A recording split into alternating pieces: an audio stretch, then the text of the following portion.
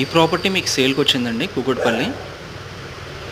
ఇది వచ్చేసి మనకి జేఎన్టీయూ లైన్లో ఉంటుంది, రోడ్ నెంబర్ 3లో ఉందండి. జేఎన్టీయూ లైన్ కాకుండా విశ్వనాథ్ థియేటర్ ఉంది కదండి, దాని బ్యాక్ సైడ్ రోడ్ నెంబర్ 3 అండి,